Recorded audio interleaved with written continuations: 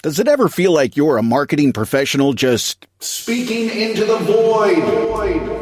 But with LinkedIn ads, you can know you're reaching the right decision makers, a network of 130 million of them, in fact. You can even target buyers by job title, industry, company, seniority, skills, and did I say job title? See how you can avoid the void and reach the right buyers with LinkedIn ads. Spend $250 on your first campaign and get a free $250 credit for the next one. Get started at linkedin.com/campaign. Terms and conditions apply. New Year, same extra value meals at McDonald's.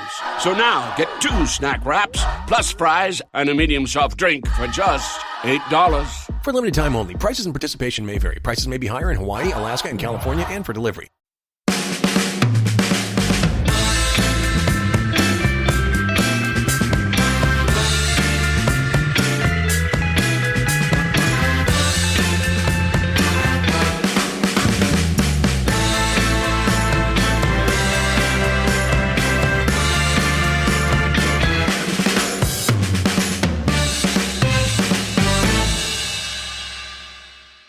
Welcome to No Question About That. We are going to review Fenerbahce 1, United 1 with Tom. How's it going? Yeah, good, thank you. How are you? Very good. Another Europa League game, another draw. Less chaos. Yeah, it wasn't the usual excitement we've come to know from our chaotic European days, but it was chaotic enough. It was 1-1, but there was loads of stuff going on. It was fun. It was a lot of fun. Jose getting sent off was a bit of chaos, just to add to the narrative. Yeah. I somehow convinced myself that we did a preview yesterday with Adam after the game, and somehow convinced myself both that it could be chaotic and also maybe both would go for a passive press and therefore it'd be a bit dull. And it was bits of both throughout the game. Yeah. Really. Yeah. But that does make it 1 win in 7 for United. So... which isn't awesome, is it? No wins in the Europa League, yeah. It was also a super low quality game, which I guess you can kind of come to expect from a team which is just made up of Premier League rejects. Like, but enough about Manchester United. What about Fenerbahce? Exactly. Like their whole team, really. I mean, there must have been at least 6 or 7 players in that first team who played in the Premier League. Soyuncu, Alex Saint-Maximin, Fred, Amrabat. Yeah, Ajayi, I think. Ajayi's English, but I don't know if he ever played in the actual Prem. Yeah, and then just, like you say, Tadic. That's 6 off the bat. Just Premier League rejects versus the Eredivisie rejects. Awesome. Great stuff. Fenerbahce now 23rd in the Europa League table. Group phase table, I should call it, and United 21st. So it was a real relegation battle here. Top 24 go through. Well, 9th to 24 go into a playoff, and top 8 actually qualify. I mean, with the next 5 coming up, all very winnable for United, you'd think. Yeah. I remember when we were previewing the Europa League for the extra show, we kind of looked at these first 3 games and thought, first one's reasonably easy, but the next 2 are difficult. And we had 3 draws. And is that good? I don't know. But if you kind of look at the table, we're like level on points with Elfsborg, level on points with Ferencvaros, level on points with Victoria Plzen. Like, is this what we've become? We're below Slavia Prague. I mean, I would say from 22nd down to 36th, our annual revenue is probably greater than all of them put together. I'm making that one up, but it can't be that far off. We are above Manchester United 2, also known as OGC Nice. Yeah, they lost to Ferencvaros today, which is not a great day for Ineos after the America's Cup loss yesterday. I know. Oh, dearie me. So Jim must be absolutely steaming. He'll have to fire a bunch of people at United just to make himself feel better or something. Former legend, yeah. Yeah. It's interesting how, we'll get onto the details of the game, but it's interesting how the narrative has already turned against at least online. And not surprised about this, honestly, that people would start to blame the new partial owners for whatever's going on the pitch. I always think, there's plenty of reasons to criticise Sir Jim. I don't think he's a particularly nice bloke. I don't agree with his politics. I think he's company's pretty awful, and his business practices are shitty, and specific stuff around firing 250 people at United, and stuff they've done with, say, the away ticket allocation for people who are going to European games, and resource cuts in MUTV that has led to a blackout in some coverage of youth games and stuff like that. Like, it's not awesome, and the way they treat the women's team, and so on and so on and so on. Lost criticizing for what's happening on the pitch right now. I think this the chaos in the United men's team setup well predates them, and to hire a technical director for direct football, CEO, new head of analytics, new physio, new head of recruitment, a whole bunch of appointments in this short space of time is pretty impressive. It's not translated into a turnaround on the pitch yet, though. No, it's unlikely to, isn't it? Because what they are getting in place is basically fixing all the errors from the Glazer tenure, and it's stuff that we should see in 2 or 3 years' time. But it's just from the moment almost he walked in through the door, Ratcliffe, it's just been a PR disaster. Like, yeah, you've done these right things, and we've spoken about it. Like, thank God we're finally getting a football structure in place. We seem to have got the best in class, or near to the best in class, in at least people we've heard of, like with Jason Wilcox and Dan Ashworth. Like, whether or not they're the best men for the job, I don't know. Like, we don't know that, but hopefully they will be. But just like you say, all those things you list, they're just there's stuff you don't do, I don't think, in the first year. You basically rub yourself up to the fans and like make yourself loved and nice, and then you start making the ruthless decisions. I think the way that he's gone about it, like very, very 1990s capitalist boss type agenda here, and just like, I mean, like that's him, say, right? It is. Ex-private equity has turned into an expert in turning around failing companies. Absolutely, but you kind of need to look at the lay of the land and look at who you're joining. You have to get the fans on side, and the way that he's just gone about everything. And some of the decisions there, you might say, yeah, that they are good decisions.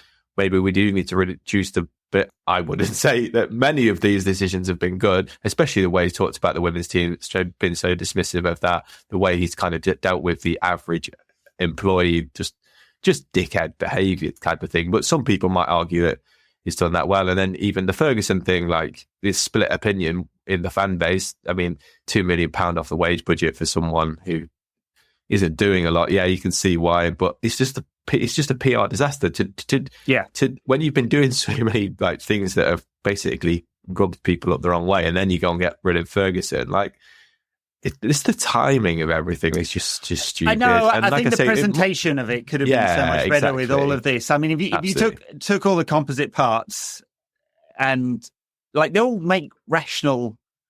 Like, they're all rational. United had 1,000 staff, which is way more, for example, than Manchester City. You know, like, a third more than Manchester City. Was it bloated? I don't really know. I haven't been on the inside of that organisation looking at resourcing in particular areas and where it was all needed. I don't know, but they claim that they're going to be making 45 to 50 million pounds in savings from the next financial year. That's not nothing, as long as you don't spunk it on half an Anthony or something like that. The Ferguson thing, we talked about it before. It feels like a total nothing burger, this one. He's paid £2 million a year for doing some marketing activities, turning up to a few sponsor stuff. Like, he doesn't need the money.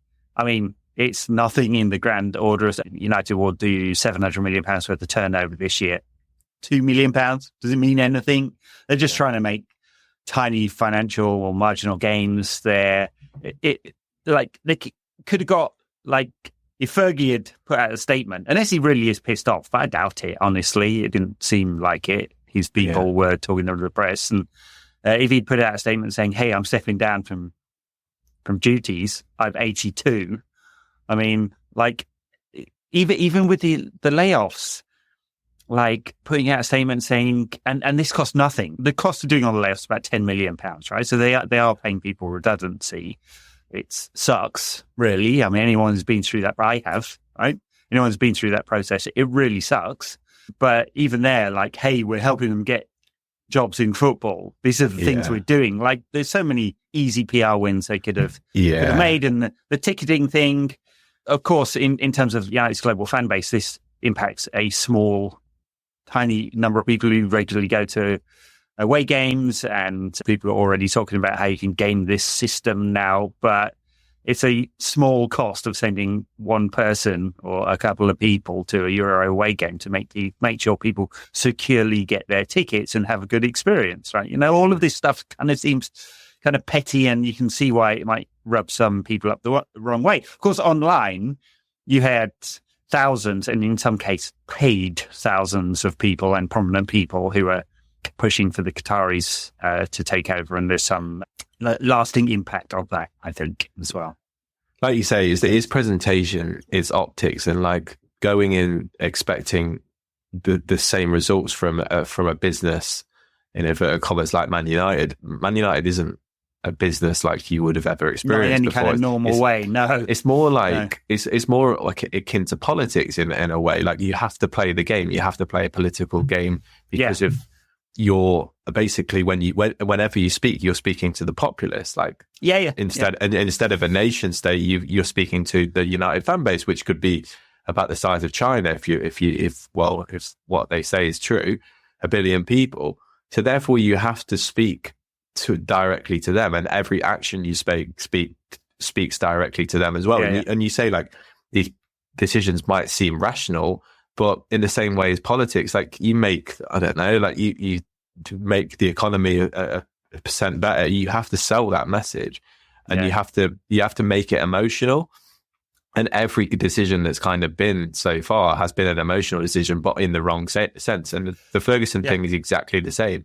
Like, you're making potentially a rational decision, saving £2 million for the football club, and also, like you say, he's not really doing anything particularly interesting. He's probably okay with it as well.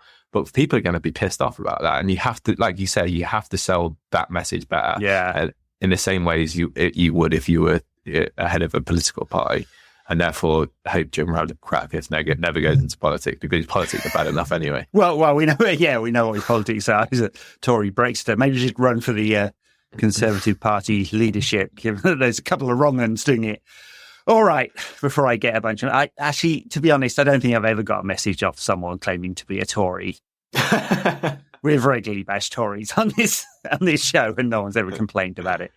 They don't like it when I get into American politics. It's very odd, that one. Although, like, talking about presentation, you can have the right politician, wrong bad candidate, right? That happens all the time in politics, and it's a good analogy to what United are doing. All right, on the pitch, some of the new signings had mixed performances tonight. Josh Zirkzee was basically a waste of space. I really hope it works for him. I mean, you got an assist, right? It's nice to lay off to Eriksen for United's goal. Yeah. Then a couple of awful through balls trying to reach Marcus Rashford. I just don't know. 12 games, 1 goal now for him. On the other hand, Manuel Ugarte not had a lot of game time so far. I mean, goal-saving tackle after Onana managed to dive over one. So good. Incredible piece of defending. Yeah. I don't remember the last time a United midfielder did that kind of thing. So, yeah. Darren Fletcher against Arsenal when he got sent off. Maybe. No, unbelievable piece of defending. And then, he literally dived over that ball, and he really should just cut it out. But then not long after that, makes just a fantastic double save. De Gea-esque. Yeah, I love the video. I'm sure you've seen this. Jose. Yeah, half time. Giving him the eyes at half time, yeah. So, the 2 incredible pieces of action in the first half, which was, first half was like 30-something% possession, 2 shots on goal, but defended pretty sanely, I'd say. It was competent, wasn't it? Yeah. And like on a different day, Ugarte doesn't make that challenge, and Onana doesn't pull off one of those 2 world-class saves, and it's 2-1 to them. Ugarte was interesting because on the ball, we spoke about when he signed his limitations and what we would get from him, and it was completely encapsulated in his performance today. Like, he just doesn't want to receive the ball on the half turn. There was one moment really early, I think maybe 15 minutes into the game, where he received it and just played a blind ball around the corner instead of taking a touch. And he had maybe 5 yards on himself as well. And it's just his passing in general. It's just, I actually didn't think he would be this bad. And maybe it's early days, like you say, he's not played for a couple of weeks, 3 or 4 weeks, actually. He didn't even come off the bench. His last game was against Tottenham, apart from the international break where he was with Uruguay.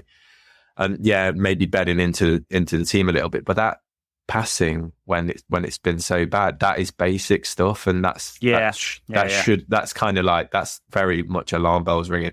But on the opposite side, and this is what we knew we were going to get from him, he was all over the place. He was like a rash. Like, his ball recoveries are immense. Like, he gets involved in the tackles and obviously made that incredible block. So we kind of knew what we were going to get. I just didn't think his passing would be that bad. Definitely has to be better. Yeah. Hopefully with a bit of coaching, it can improve. Like, why not? Like, surely he has that ability inside of him to improve that. But like you say, Xerxes as well. It's not time to get worried, but like, it's frustrating because he's got a lot of intelligence there, and his passing at times is super awesome. His feet are super soft and silky at times as well. Like, you can see the raw ingredients are there, but like, he's weighty in a good way. Like, he's strong, but he's slow, isn't he? Like, especially his acceleration is slow. You just think, is that going to translate well to the Premier League in a very quick league? And if we want to be a transition team, like, where does Xerxes fit into that? I don't know. He's half of Harry Kane, isn't he? He's the nice, and he can't really finish. Like, we've not seen like the finishing side of him. Yeah, it's really early days. Like, it's too early to make judgments. It's just with our signing so far, it's just been like Mazraoui.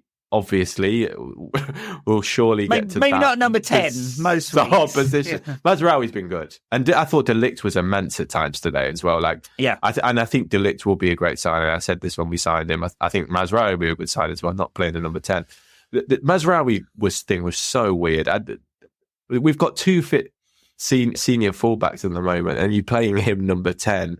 Eriksen's playing in front of the back 4 instead of playing in who would be suited to a 10. Like, I thought Mazraoui did really, really well defensively today, but you were almost playing him like a defensive 10. Like, every time he got the ball in, wasn't it? Yeah. And Ten Hag said before the game, like, oh yeah, he keeps finding half spaces when playing at fullback, but like, it doesn't mean that he can play in tight spaces with back to goal in the final third, like, which a 10 would really need to do, or like play on the half turn, which I really, really like Mazraoui, but like, that isn't his game, and it just looked like it looked like what he was, a defender playing in the number 10. And he played a few times there for Ajax, but that was years ago. It was all very odd because there were too many square pegs round holes in that team. I mean, you could have created more balance by playing him at fullback and either starting Casemiro in a double pivot and pushing Eriksen further forward where he does his best work, right? Yeah. And then also it'd have been nice coming as well to number 10. Ahmad suddenly seems to have been dropped. He started the season really well. I don't know. He looked at Erik Ten Hag the wrong way or something and now can't get a sniff of a game. I mean, couldn't even get off the bench ahead of Anthony. I know. Jesus Christ. And obviously did get on eventually, but I know.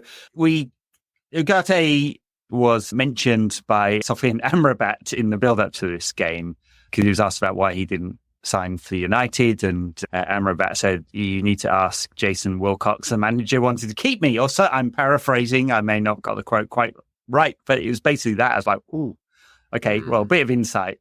He went to Fenerbahce on a €2 million loan. Fiorentina, of course, charged us 10 million for the loan. Very odd. Very odd that Ten Hag wanted to keep him after barely playing him last season as well. Yeah, and then he had a really good FA Cup final, and then it was do we want to keep him on that performance alone? I think also what would have been nice as well, like you mentioned Casemiro there, is if you play Ugarte and Casemiro together, it allows Casemiro to maybe play a little bit further forward as well and make those like runs, interchanging a little bit with Eriksen in front of him. And that would have been nice to see because I don't think those two have started together yet. And that's kind of what I thought that maybe Ugarte was signing to maybe allow Casemiro a little bit of freedom, but I don't know. I mean, it's impossible to get into the head of Ten Hag today. Like, what are you thinking playing Mazraoui as number 10? Like, unless, like, well, he got a pre-assist in the inside 15 minutes. But I'm not basically pre-assist. Come on. But basically, like, ran into the ball, played a nice little pass behind. But again, looking like a defender who just like stumbled into the box. I don't know. I half suspect it was a bad touch. Okay, well, let's give him the benefit of the doubt. All right, it was pre-assist, yeah. But like, it it didn't make sense when we saw it on the team sheet. You're kind of half thinking, oh, I wonder if he's got something else up his sleeve. Then you see his interview and he's like, oh yeah, he's actually going to play number 10. And then you start to see it in the actual game. You're like, yeah, this doesn't make any sense. I didn't think it made any sense, and it doesn't make any sense. I don't understand his thinking at times. Like, there's sometimes where I think like, oh yeah, he must have like a thought process about this weird decision here. But like that kind of like confirms all my fears about him in a lot of ways. All right, so get to halftime 1-0, and it was 1-0 at halftime, right? Yeah. 2 shots, 39% possession, all of that. And the second half, like, it changed a lot, but it wasn't chaos that we seem to have got in a lot of games where you're like, oh, this is half competent in the first half, and then it all goes to shit. It just slowed down. I mean, maybe it's like, apparently it's quite humid, and maybe the kind of intensity of the start, and it was quite intense. Maybe that took some of the energy out of the team, but everything really, really slowed down. And then, of course, El Nesri gets his standard goal against United. I like, how many errors were there? Dalot didn't get to the cross early enough to block the cross. Lindelof is watching ball, not man. And Martinez didn't tuck in time. I mean, I guess he's the least of the culprits in that situation. Lindelof kind of looked like it was his first game of the season, didn't it, in his attempt to mark the player coming on his blind side? It was a great ball in from San Maximan, something not accustomed to seeing actually from him, to be honest. And such a strange player. I mean, he's fun to watch, but it mostly doesn't actually result in anything. Yeah, he's a bit like a Adama Traore with a few more skills, isn't he? But when you have someone like El Nesiri in the middle, you have to get a body on him to stop him leaping, because he didn't even have to leave that hard, because he didn't even get challenged by Lindelof or Martinez. Like, it's almost unforgivable that you will allow that type of striker, that type of header. Really, like, both of them have to get closer. Like, he's got form for this as well. Remember that goal he scored from Morocco in the World Cup? Oh, so, where he jumped like Air Jordan style into the air. Like, the guy has a ridiculous leap on him. Like, you have to get the body, like, just to stop him running into that space, or at least challenging for the header with him. Like, just to allow a free header basically on the 6-yard box. So you potentially, if you're being really, really harsh, blame Onana. Maybe can he come out a little bit? But like, the ball was so wicked and so good. I think it would be really, really harsh to do that. And it's just bad defending. I don't think he would have got that jump on De Ligt if De Ligt had been on that side, because I think, or even Maguire, to be fair. No, probably not. I mean, or if Martinez was in at centre back, I don't think he would have allowed it. For it. Yeah, or just put the body there to stop it, and Nesiri getting into that position in the first place. But Lindelof just kind of watched him. He's always just been bad. A passive defender. Yeah, it really has, and never great on from crosses ever. Yeah, De Ligt, I thought was good throughout. I mean, his sort of leadership and the quality of his box defending were not in doubt. I think he's grown into the Manchester United shirt. Obviously, things like getting a big gash on the head and refusing to go off. Paul Ince style, yeah. Terry Butcher, so on and so on. Steve Bruce. On and on, will endear him to fans. The weaknesses, I mean, his passing's fine. It's not that bad. The weakness with his pace it hasn't even really been tested that much. I think he's all right. There was a moment today, I don't know if you remember seeing that in the first half, when San Maximan tried to go past him and De Ligt just used his body and just stopped him doing it, and like almost matched him in because of that. Like, that's the difference, isn't it? Like, Whereas Maguire often gets exposed for his lack of pace. If you're intelligent enough and strong enough, you can kind of make up for that lack of pace by being a little bit smarter, having that 1 yard in your head, as they used to say about Teddy Sheringham. Yeah, he definitely didn't have any yards on the pitch, did he, Sheringham? It was all in the head. Yeah. Slow lad. What else? Rashford, he probably should have scored. I mean, it's a cutback from Dalot. It was a poor one, given how much space he was in. So bad. It's a really good chance, and Rashford looked pretty frustrated with that one. Garnacho, lots and lots and lots of running. Of course, he was involved in United's goal. Nearly won a penalty. Got taken out just right in the corner of the box in the second half. Some good stuff. A bit wasteful as well. Yeah. We're waiting for the next leap in Garnacho, aren't we? I mean, he's clearly got really high seeing. I think he just needs to put it all together all the time. Yeah. He looked really frustrated today, actually. There was a few times where he just didn't get the pass that he wanted. And he almost... It's weird with Garnacho. I think he almost needs a bit more like game intelligence, and maybe that will just come with a bit of experience, because he has all the tools, especially as a left winger. Like, he has the ability to go on the outside of them because he has that initial burst of pace and also a really good left foot to whip the ball back. And we've also seen really recently his ability to cut inside and like have a really like stinging shot, like Ronaldo-esque. It's just, we don't see that enough, and he squares that defender up a lot. Like, he gets that ball on the left and then like diagonally runs into that right back.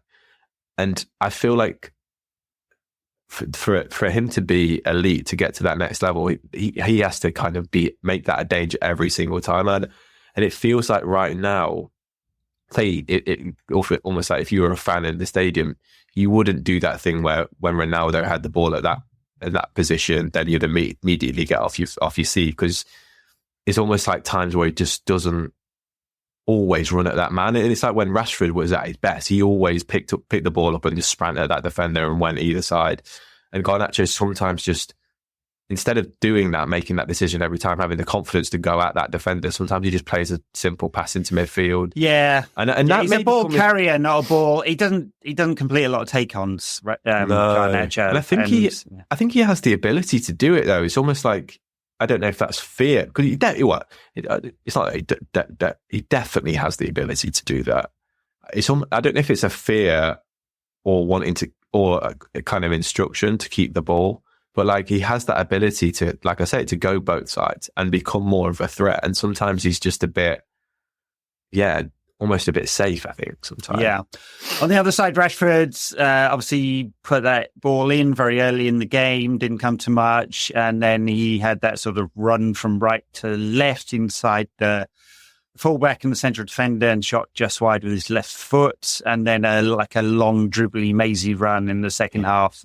Wasn't able to get a good shot off. Like, there's bits there. I do not think on the right for him is the best solution. I actually think it's better for United with them the other way around, where Rashford's much more comfortable on the left, cutting in. Garnacho doesn't seem to impact him as much switching sides. Like, it's one of those Ten Hag experimentisms that he'll drop after a while, I think. I'd be surprised if we see Rashford there whole season anyway. Yeah, he played there at the week. He played well there at the weekend, didn't he? And he did, yeah. There's just a strange lack of continuity at United and with Ten Hag as well. And, there's none. There's none. It changes from game to game, half to half. Yeah. Also, like, what we used to see all the time under Fergie days was, you used to see the winger swap in the same game. Don't ever see that. Like, we don't ever kind of see, and especially with the two of them, like, Rashford might be having a bad day on the right, Garnacho might be having a bad day on the left. Especially as there's not that much difference between them, really, there's a massive difference if Rashford plays on the left. Not that much difference if Garnacho is playing on the right. Like, just give him a swap every now and again, especially if we're not seeing much joy. I don't see why we wouldn't do that. I feel like it has gone out of fashion a little bit in football, but I feel like with our guys, like, I don't see what we wouldn't gain from that. It's not like it's not like with City, where like they have their positions, and our boys are just all thrown all over the place. Well, they're all relational, aren't they, to use the parlance of the day. I fully agree. I think if only to relieve their own frustration and boredom, they could swap positions. But also, Fenerbahce had a makeshift left back in today. Try them with different solutions over time. It's not like United, they're having a lot of success down there. Where does it leave United in the group? What have we got? We've got Rangers, Bodo Glimt, PAOK, a couple others, Steaua Bucharest. Yeah, Steaua Bucharest is last. One other whom I'm completely forgetting. Porto. No, we played Porto. No, played Porto. Don't remember our final game of this group. It's 8 games we play, right? Victoria Pleasant. Yes, there we go. Yeah. They are 5 winnable games. So maybe going to Greece will be tough. But I'm just looking at the group as well. Most of those teams are below us in the group. Yeah. And PAOK's away, isn't it? Yeah, PAOK's away. We've got, I can't remember, Rangers away, is it? Or Rangers is it's at home. Okay. Right. And then whatever. These are very, very winnable games. United should. I think I hear a lot of people say that 14 or 15 points. I guess that's an estimate based on averages of points you'd expect from this kind of system or whatever. 14 or 15 points should be enough to qualify directly. I don't think we're going to do that though. So 4 wins out of those 5 would guarantee us qualification. I almost can't see that. Just the way that we play in Europe, we could have easily lost today. We could have. Well, we should have beaten Twente, and the Porto game, I guess, could have gone either way as well. But it's United in Europe. You can't back us to win 4 out of the last 5. Even if we're playing poor teams, Victoria pulls and that they finished 3rd in the Czech league last season. PAOK got just bad. I think maybe finished 3rd probably in the Greek league, and then Steaua Bucharest from Romania. Come on. Yep. And then Rangers we beat in pre-season. And Rangers are bad as well, aren't they? They're not. They're quite far off Celtic and and Aberdeen at the moment in the league. Fergie's whole club. He was up there the other day, wasn't he? That was interesting optics as well, to be honest. You fired me, therefore I'm not coming to watch United. I'm going to watch Aberdeen.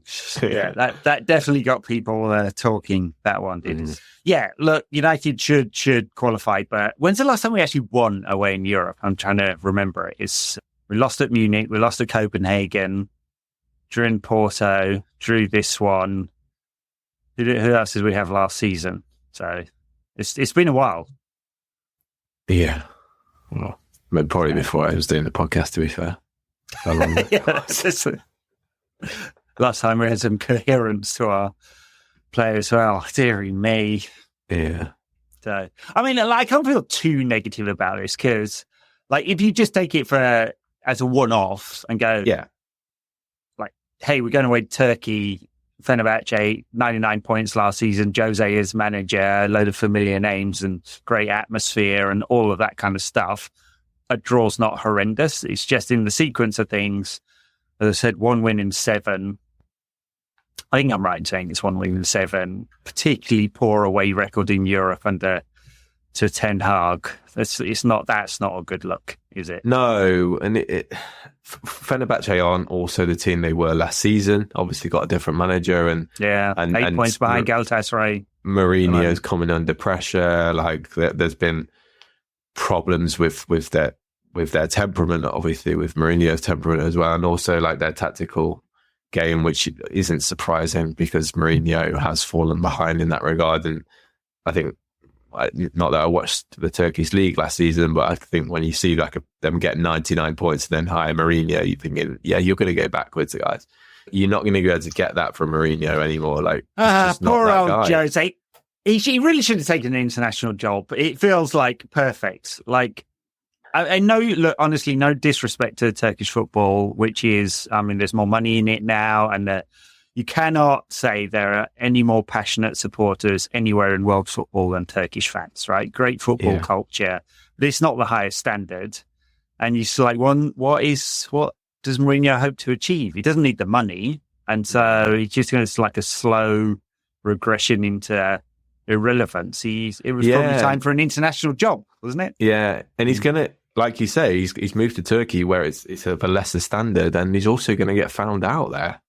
Like by all accounts, like if they don't achieve what they achieved last season, where they didn't actually win the league but still got 99 points, like, and they start as badly as they have and were really far off Galatasaray in the game that they played against them, apparently, not that I watched it, like you could get sacked halfway through the season. Then where does he go? Like MLS. Next stop, MLS. MLS, yeah. Or like you say, like international manager, like the Saudi job became available today because Roberto Mancini was parted ways. So potentially that, like,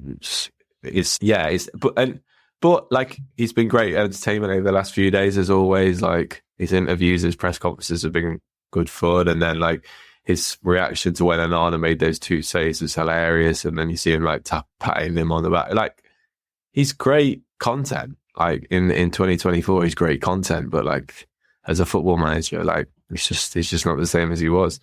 Though, like he said the other day, like he still might get a Premier League title winners medal with United. So I hope he does. That would be awesome. Full fan service, perfect. Yeah. No, it's nice, very nice. That was.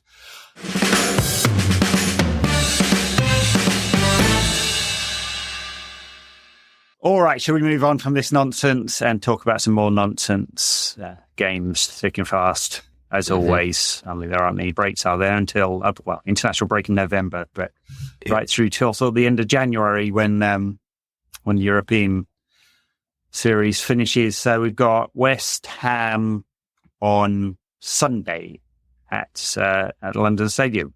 Is it still called the London Stadium? They haven't banned the sponsor yet, have they? I think so, yeah. One of the worst stadiums in football, anyway. Oh, it's horrible. Yeah, really so is. soulless. I've never actually been there, and I'm still going to say it's the worst stadium in football because of like the sight lines and like big gaps in the stadium because where they move the movable parts of the stadium to cover the running track that's been used twice since the Olympics or something. Yeah, absolutely pointless. I went for a gig there once, and that was fun, but. As a football stadium, it's not great. And West Ham are not great at the moment either. No, they're dreadful. They're playing some really bad football. And so you just kind of wonder what the point was. I mean, they've spent a lot of money and didn't sell Luis Paqueta, which they're probably regretting, or maybe everyone knew what was going on there and they wouldn't buy him. Yeah, City were apparently interested at one stage, and they're just playing kind of like prosaic football and got absolutely smashed at the weekend. Yeah, I don't understand. West Ham are weird, aren't they? Their fans have always been this way, like wanting to play the West Ham way and getting really annoyed at Moyes for playing a certain type of football. And then what is the West Ham way? When's the last time they played super great silky football? What, the 1960s? I think so, yeah, when they won the World Cup for England. Like Moyes won you a trophy as well. Like Moyes came in, won you a European trophy, and then they're like, this ain't good enough. We're West Ham. We want to see beautiful football every week. Fuck off. No, like, what are you talking about? You think back to like the West Ham that I've known throughout my whole life. Like they've been a yo-yo team, like a lot of years in like the Division 1 or the Championship, like. And then even when they weren't a yo-yo team, they had Big Sam as their manager at times, and then that Kevin Nolan and Andy Carroll 1-2 punch. Like that, they've Alan Pardew as their manager for a little bit. Like the whole time I've been alive, they've never played attractive football. So no. I don't understand. The worst thing you can do as a mid-ranked club is do something. Like win something or have a successful season, because it massively inflates fan expectations, and then everyone wants you fired. Like, look at Ranieri, won the title with Leicester, and they gave him like 3 minutes to celebrate, and then they fired him. Yeah, and like it won't be long until like genuinely some fans of West Ham, if they're because of how bad the bottom three are this season, they're quite a bit above the relegation zone already. But you think if they get to Christmas and they're still playing as badly as this and rarely picking up points. Like, there will be fans out there like wanting Moyes back, and would that be his third stint there? I'm pretty sure he's had 2, hasn't he? And he should just bounce between Everton and West Ham for the rest of his career. And well, yeah, I mean, maybe he'd manage them both at the same time. Everton will probably be wanting him as well soon enough, probably. Like, obviously, I'm not the biggest Moyes fan. He wasn't great at United, obviously, and it was just a bit of a clown show, and he'd been super arrogant and weird ever since about it. But like, what he did for West Ham, like, I feel like he's their best manager of the last 30, 40 years, and they've just binned him off because this weird, like, what is Lopetegui anyway? Like, it's not like he was great at Wolves. Like, he got sacked as Real Madrid manager after a week. He got sacked as Spain manager literally before a major tournament. And yeah, he did all right. What, Sevilla? Like, come on. A while back now. Long time there ago. was a West Ham fan, one of the big West Ham fan channels on Twitter announced Lopetegui's firing at the weekend, and for a second I believed it, and then I was like, no, well, hang on a minute, this can't be right. But it could be. Yeah, you never know. So obviously, after all of that, trashing West Ham for how bad they are and how bad they're playing at the moment, they're clearly going to beat us the weekend. They're going to beat us. Mikel Antonio somehow found himself back in the team. He's like the Black Knight, isn't he, Mikel Antonio? Exactly, yeah. It's just like his legs falling off all over the place, and he'll still absolutely bully Victor Lindelof. Still just barreling it balls into the net every single time. And they've seemed to have, like, obviously he kind of went in with his promise that he'd play like better football, but like you say, it's prosaic football, and it's very similar to what we saw under Moyes. And like the biggest example of that is literally Mikel Antonio still being in the team and still kind of playing the same role that he was before. So like, there's not that much in terms of like what to expect this week, and there's not too much different to what we usually expect. And I imagine they'll probably sit in a little bit and then try and break on the counter attack with Bowen and Bowen and Antonio. And Kudus as well. Kudus is a very, really good player. I like him, yeah. The output's not huge, but it's definitely, this is trite and unfair and well repeated and not an original thought, but half the price of Anthony. Yeah. Come on. I just feel like repeating that every time we play West Ham because, yeah. And it always makes me think as well of like, what is Ten Hag thinking? Does this man know about football? No. Yeah, I mean, clearly he does know about football. He knows more than you or I know about football. Oh, he does, but it's not translating to much on the pitch. Kudus, Mazraoui, number 10, I'm not sure. Yeah, that's right, yeah. United beat bad teams. That's the pattern, isn't it? Under Ten Hag, we beat the bad teams and we struggle against the mid-ranked teams. Sometimes beat them, sometimes don't, and then we use the good teams. That appears to be it. And our ceiling is very much capped at just outside the top places as a result of it. I mean, Ten Hag, I was going to say badly needs a win, but he doesn't appear to be under any pressure. I mean, there was no leaks from the Ineos crew saying, he's about to be sacked. Even various Guardian journalists weren't tweeting that he's definitely gone in this recent international break, which is definitely safe. We're just in this weird kind of plodding phase, aren't we? This weird kind of purgatory where we're all kind of waiting for him to go. And just like there's a tiny 5% of us that's kind of like, oh, maybe he'll get better. Maybe he'll do an Arteta and everything will turn around very, very soon. But like, there's just, as we keep seeing every single week or twice a week, like there's no signs of anything, any long-lasting proof that things will get better. Like we saw a really good second half performance on Sunday against Brentford, and then we saw an okay performance tonight, but like it didn't fit any type of pattern. There wasn't any continuation from what we saw at the weekend. It was just kind of this weird malaise again that we keep seeing every week. We could have lost tonight. We could have won tonight. Like we could have lost at the weekend. We did win at the weekend. Like every game's like one goal here, one goal there. It was in the first season under Ten Hag. It was last season under Ten Hag. It is this season under Ten Hag. It's just all the same. It's just all this weird,